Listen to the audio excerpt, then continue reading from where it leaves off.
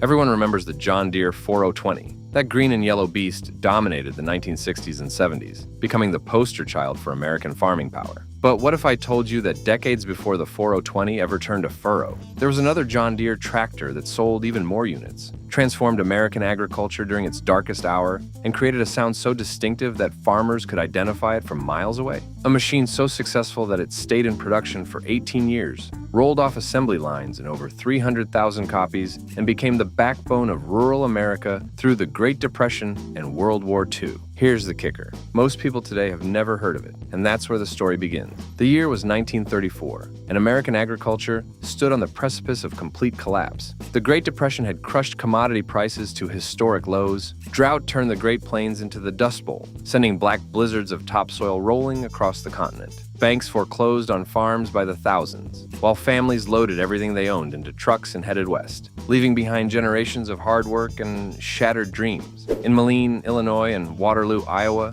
the engineers at Deere and Company faced their own crisis. The company that John Deere himself had founded back in 1837, making steel plows, had entered the tractor business in 1918 by purchasing the Waterloo Gasoline Engine Company. They'd built the Waterloo Boy, then the legendary Model D, and the general-purpose models trying to crack the market that International Harvester's Farmall dominated completely. But none of it was enough. Farmers needed something different, something affordable, versatile, and tough enough to survive conditions that were killing everything else. The engineering team, led by Chief Engineer Theo Brown, understood the challenge completely. They needed a true row-crop tractor that could handle corn, cotton, soybeans, and wheat with equal capability. It needed adjustable rear wheels to match different row spacings. It needed enough power to pull implements through stubborn soil, but simple enough that farmers could repair it themselves using basic tools. And critically, it needed a price point that desperate farmers drowning in debt could somehow justify. Brown and his team worked through 1933, developing prototypes, testing configurations, and refining designs. They settled on a horizontal two-cylinder engine layout that would become John Deere's signature for the next 3 decades. The design wasn't sophisticated by engineering standards, just 2 massive pistons,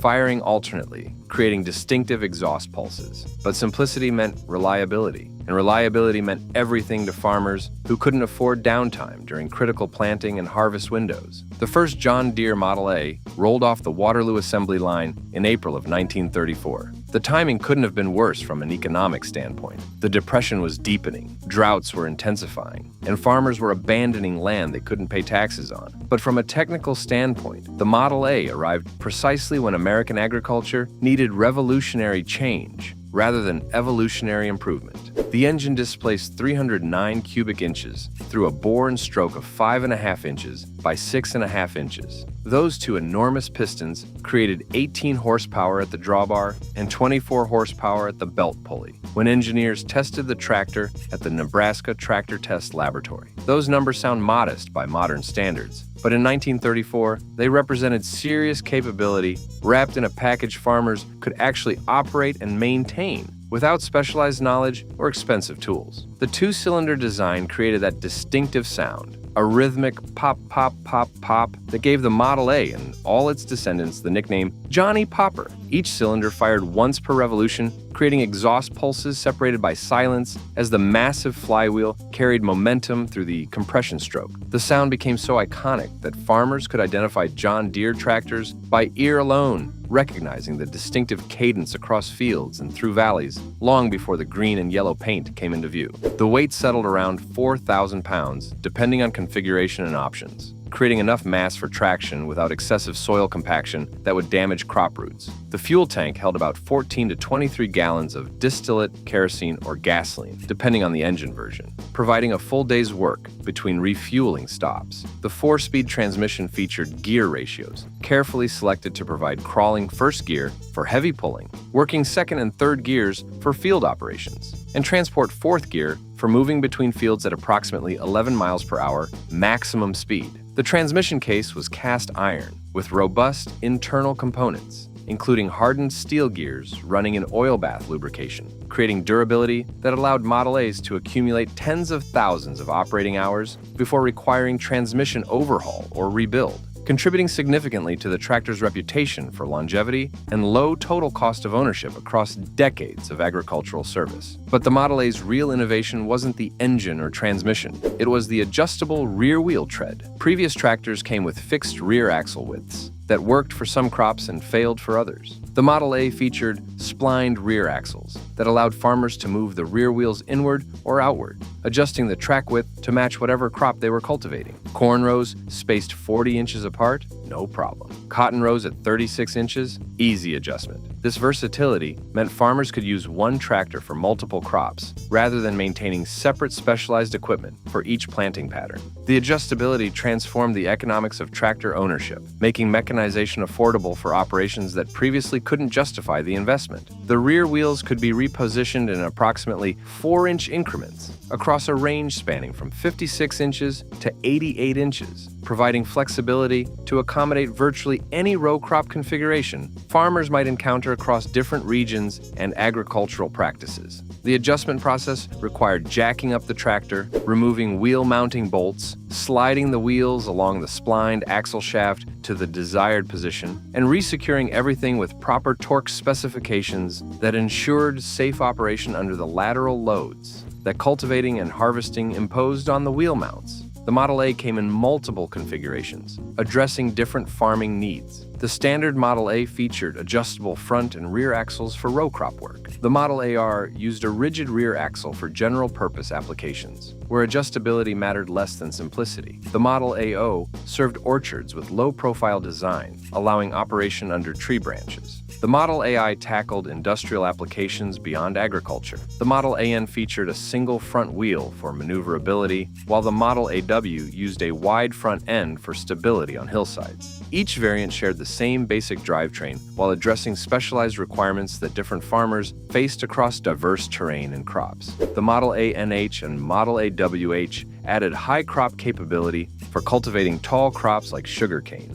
or for operations requiring additional ground clearance to avoid damaging growing plants during cultivation passes through fields, where conventional tractors would drag implements through crop canopies. Early Model A's burned distillate, a petroleum byproduct similar to kerosene that cost significantly less than gasoline. The lower fuel price created immediate operating cost advantages that cash-strapped farmers appreciated desperately. The distillate engines required lower compression ratios and specific carburetor jetting, but the engineering team at John Deere understood that fuel economy mattered as much as raw performance during economic times, when every penny counted towards survival rather than prosperity. The tractor featured John Deere's PowerLift hydraulic system for implement control, allowing operators to raise and lower plows, cultivators, and other tools from the seat rather than climbing down to manually adjust mechanical lifts. The hydraulics transformed efficiency and reduced operator fatigue, creating productivity gains that helped farmers work longer hours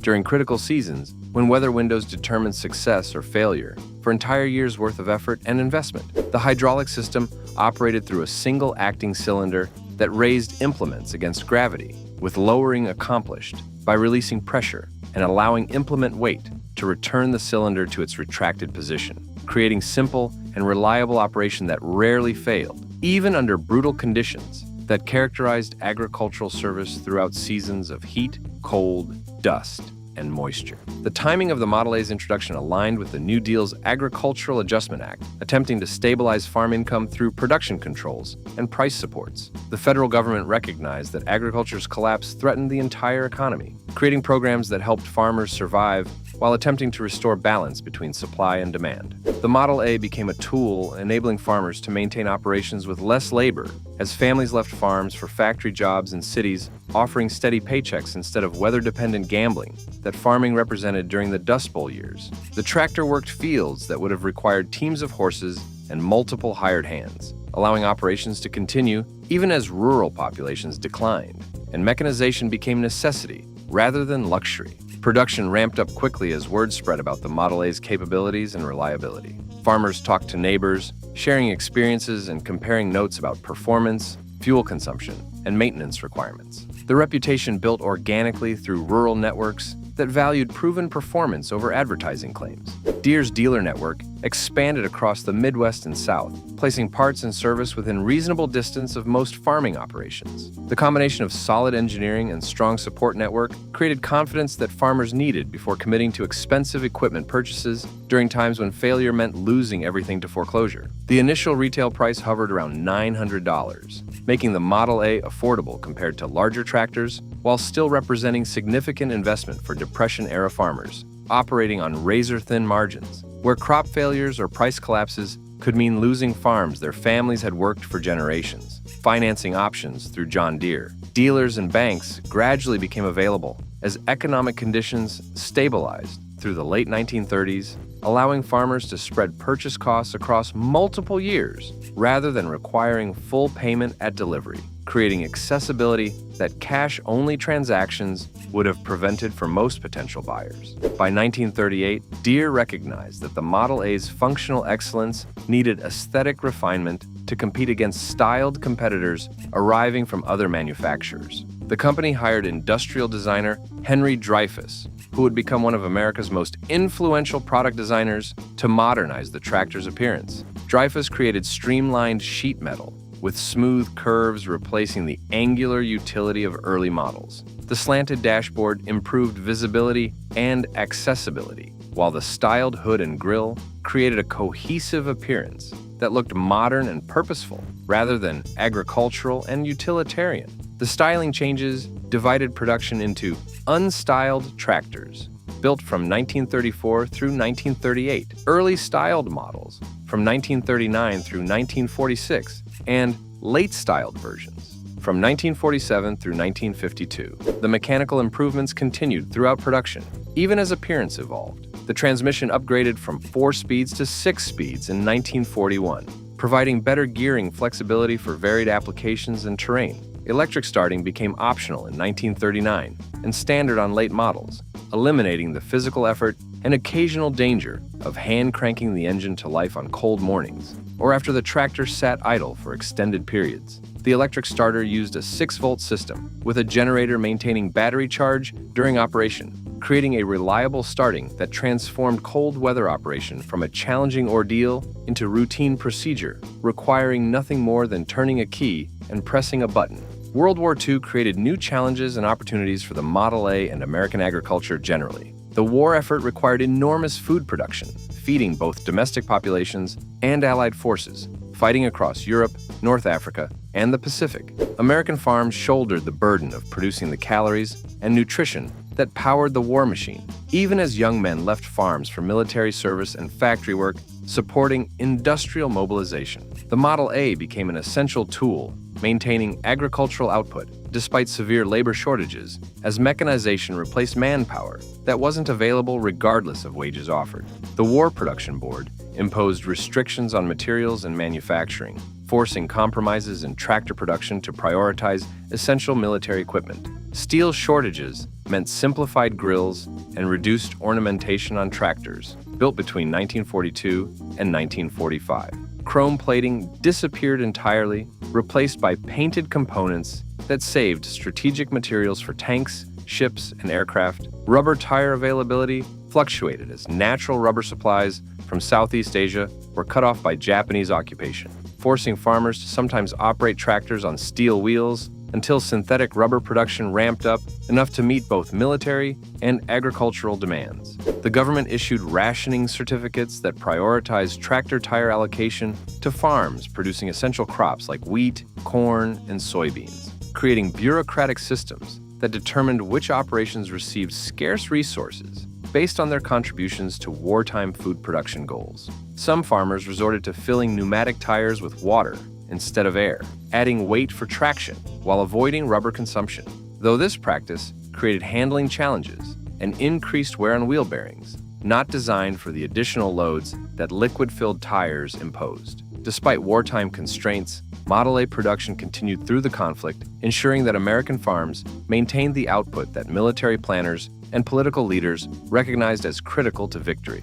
The tractors that rolled off Waterloo assembly lines during those years featured simplified specifications, but maintained the fundamental reliability and capability that made the Model A successful from its introduction. Farmers accepted the compromises, understanding that everyone sacrificed during total war mobilization that demanded contributions from every sector of economy and society. The Food Will Win the War campaigns promoted agricultural production as a patriotic duty equal to military service or factory work, elevating farmers' status and recognizing their essential contribution to victory, even as they faced equipment shortages, labor challenges, and increased production demands that tested their capabilities and endurance. John Deere's factory workers, many of them older men or women, replacing younger workers who had enlisted or been drafted, maintained production quality despite material shortages and accelerated schedules that pushed manufacturing capacity to its limits throughout the war years. Victory gardens in cities and suburbs supplemented but could never replace the industrial-scale production that mechanized farms delivered, making tractors like the Model A absolutely critical to maintaining caloric output that kept soldiers fighting, workers producing, and civilians surviving through years of rationing and sacrifice. Women increasingly operated tractors as men departed for military service, learning mechanical skills that previous generations rarely acquired as gender roles shifted under wartime necessity that couldn't accommodate traditional divisions of labor when production requirements exceeded available workforce, regardless of social conventions or cultural expectations. The Model A's relatively simple controls and forgiving operation made it accessible to operators without extensive experience, allowing farmers' wives, daughters, and elderly parents to contribute productively to farm operations that would have failed without their participation during years when alternative labor simply didn't exist at any price farmers could afford to pay. Agricultural extension services and farm bureaus organized training programs specifically teaching women tractor operation and basic maintenance, creating educational infrastructure that empowered new operators while ensuring that critical agricultural machinery remained productive despite the wholesale demographic transformation that wartime mobilization imposed on rural communities across America. The post-war years brought renewed prosperity to American agriculture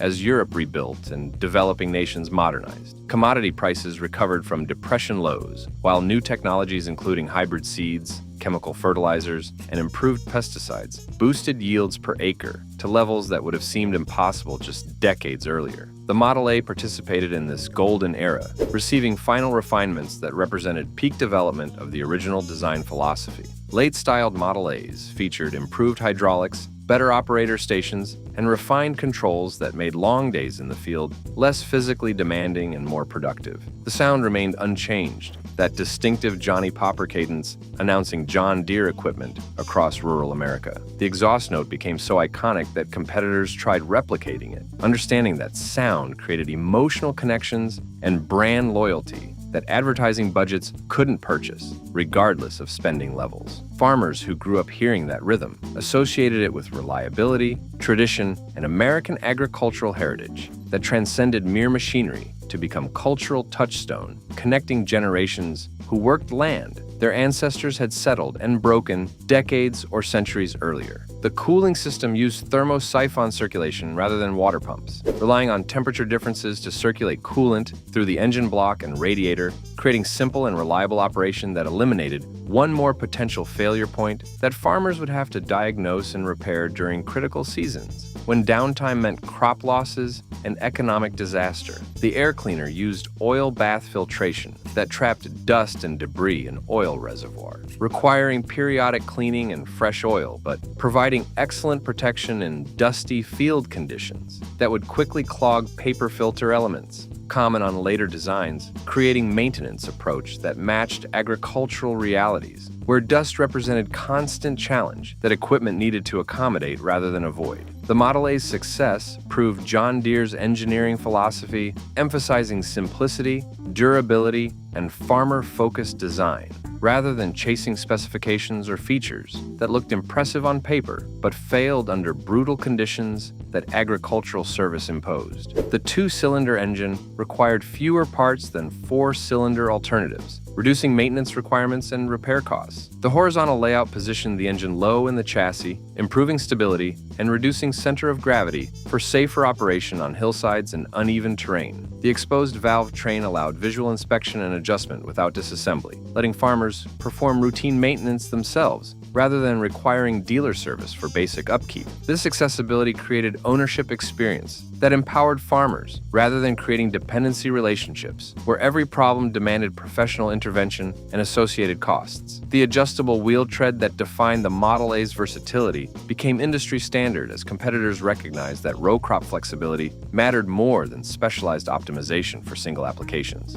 International Harvester, Alice Chalmers, Case, Minneapolis Moline, and other manufacturers all adopted similar approaches, validating John Deere's engineering direction, even as they competed for market share in industry, growing rapidly as mechanization accelerated through 1940s and into the 1950s. The differential featured bull gears and pinions, manufactured from high-quality steel with precise heat treatment, creating durability under the shock loads that agricultural operations imposed during operations like breaking ground in virgin prairie or pulling stumps from newly cleared timberland where tractors experienced forces far exceeding normal cultivation and harvesting applications that represented typical use patterns. By 1952, the Model A had accomplished everything Deere hoped when development began, nearly 20 years earlier. Approximately 300,000 units had rolled off assembly lines in Waterloo, making the Model A the best-selling John Deere tractor model in history, a record that stands even today, despite decades of subsequent models offering far more power, sophistication, and capability. The final Model A, serial number 70,300, was completed on May 12, 1952, closing the production chapter that had transformed American agriculture and established John Deere as industry leader that would dominate for generations to come. The decision to end Model A production reflected changing market demands rather than any failure of the basic design. Farmers wanted more power as implements grew larger and field sizes expanded. They wanted diesel engines offering better fuel economy and longer engine life compared to gasoline or distillate alternatives. They wanted live power takeoff systems that maintain implement operation independent of ground speed, allowing better control during challenging conditions. These requirements couldn't be met through incremental improvements to the Model A platform. They demanded a fundamental redesign that became the John Deere 60, introduced in 1952 as the Model A's direct successor. The 60 carried forward the two-cylinder philosophy and maintained family resemblance to its predecessor, while delivering increased power and modern features that 1950s agriculture demanded. The styling remained similar, the sound stayed distinctively John Deere, but the specifications reflected new era where pre-war designs couldn't compete regardless of their proven reliability and legendary status among farmers who'd operated them for nearly 2 decades. The 60 succeeded commercially, selling well and maintaining John Deere's market position, even as it replaced the model that had established that position. During agriculture's most challenging period, the engine displacement increased to 321 cubic inches, generating additional horsepower that farmers demanded as operations scaled up, and field efficiency became an increasingly important competitive factor, separating successful farms from those struggling to maintain profitability in markets where margins tightened continuously as productivity improvements drove down commodity prices through increased supply that chronically exceeded demand despite growing domestic and international consumption. But nothing in American agriculture lasts forever, and even success stories eventually face obsolescence as technology advances and requirements evolve beyond what existing platforms can deliver. The Model A represented peak development of pre-war tractor design philosophy. Simple, repairable, adequate rather than excessive. The post-war world demanded different priorities: power, speed, comfort, and specialization rather than versatility and simplicity. The transition from letters to numbers in John Deere's model designations symbolized broader shift from agricultural tradition toward industrial modernity that would accelerate through 1950s and explode during 1960s as farms consolidated, equipment scaled up, and family operations either grew dramatically or disappeared entirely into corporate agriculture that prioritized efficiency and output over tradition and heritage. The two-cylinder engines that defined John Deere's identity from the Model D through the Model A and continuing through the 20 and 30 series finally reached their practical limits in the late 1950s. Competitors offered 4-cylinder and 6-cylinder engines, delivering smoother power and better fuel economy. Farmers accustomed to Johnny Popper's distinctive sound started questioning whether tradition justified accepting compromises that modern alternatives eliminated through superior engineering and higher manufacturing costs that economies of scale made affordable. John Deere responded in 1960 with the 10 series featuring multi-cylinder engines that shocked traditionalists, while acknowledging that the future demanded abandoning the two-cylinder heritage that had built the company's reputation. The transition was painful for loyalists who associated the distinctive sound with everything John Deere represented, but engineers and executives understood that sentiment couldn't overcome technical and economic realities that made change inevitable. Regardless of tradition or emotional attachments, farmers developed toward equipment they'd operated for decades and passed down through generations. The new multi-cylinder tractors delivered objectively superior performance in nearly every measurable category, including fuel efficiency, power delivery, vibration levels, and operator comfort, proving that progress sometimes requires abandoning cherished traditions when those traditions impose real costs and limitations that modern alternatives eliminate through better engineering and manufacturing techniques that weren't available when original designs were developed under different constraints and market conditions. Today, the Model A occupies a revered position in agricultural history and tractor collecting culture that extends far beyond its original utilitarian purpose. Restored examples command strong prices at auctions and sales as enthusiasts seek machines representing agricultural heritage from the era when farming connected directly to mechanical technology rather than being mediated through computerized systems and electronic controls that modern equipment requires. The simplicity that made Model A's reliable and repairable during their working lives makes them accessible to collectors who value machines they can understand completely, maintain themselves, and operate without specialized training or diagnostic equipment that contemporary tractors demand. The distinctive sound draws crowds at tractor shows and county fairs, where restored Model A's demonstrate capabilities that seem modest by contemporary standards, but represent revolutionary advances compared to the horse-powered agriculture they replaced. Young people hear the Johnny Popper rhythm for the first time and understand immediately why that sound became iconic, recognizing that mechanical character and personality matter as much as raw specifications when evaluating machines' cultural significance and emotional impact.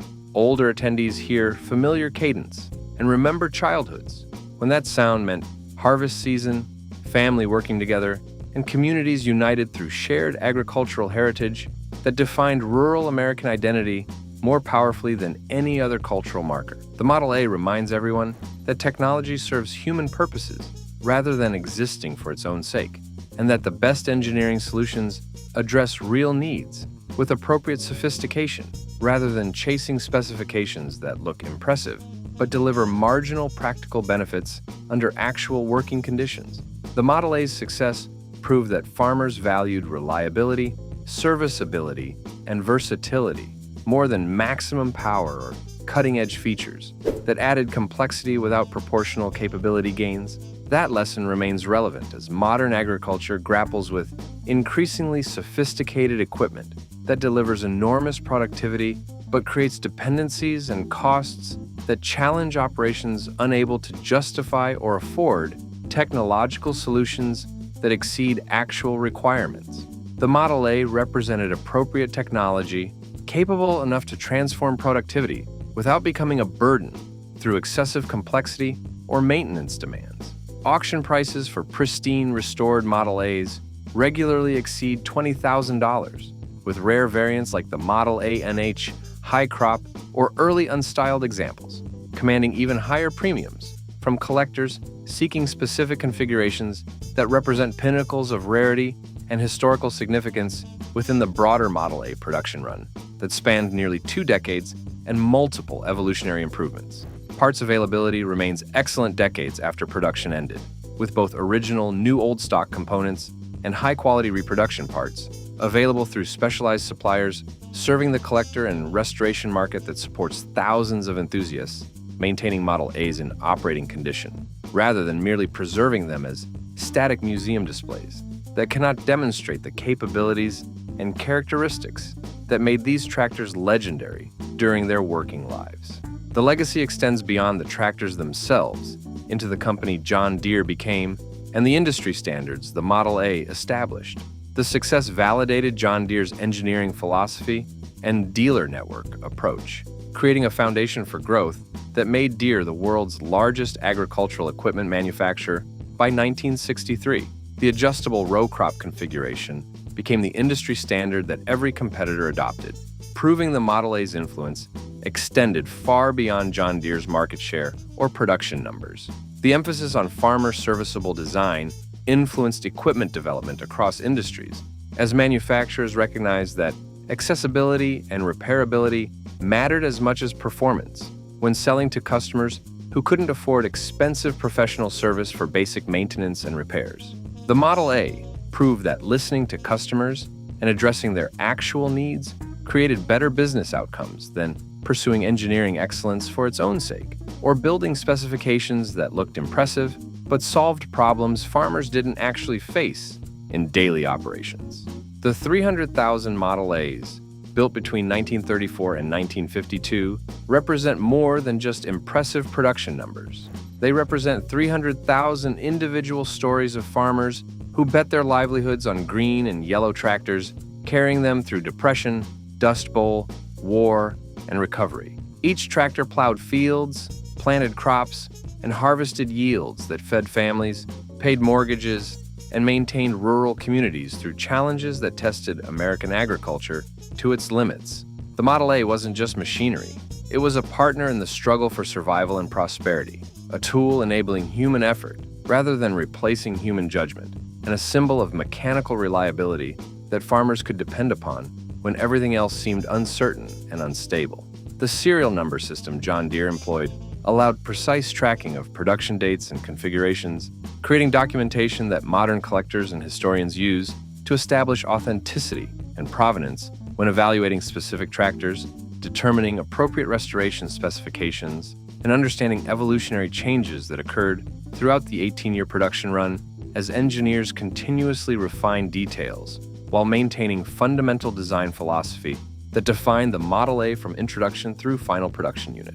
The Model A proved that American engineering could create excellence through simplicity rather than complexity, that reliability mattered more than sophistication, and that understanding customers' actual needs produced better results than building impressive specifications that failed addressing real-world requirements.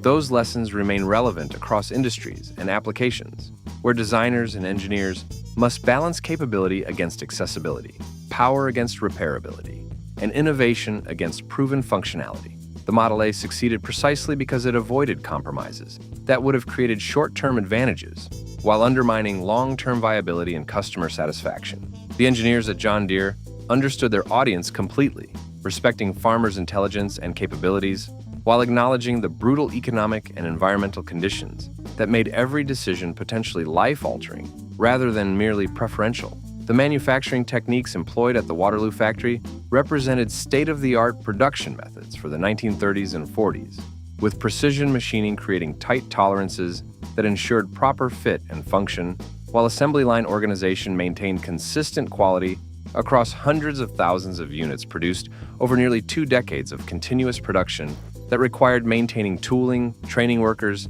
and managing supply chains, delivering raw materials and components that became finished tractors, rolling off assembly lines and shipping to dealers across America, and eventually international markets, where American agricultural equipment gained reputation for durability and capability that opened export opportunities, benefiting both John Deere and American manufacturing generally.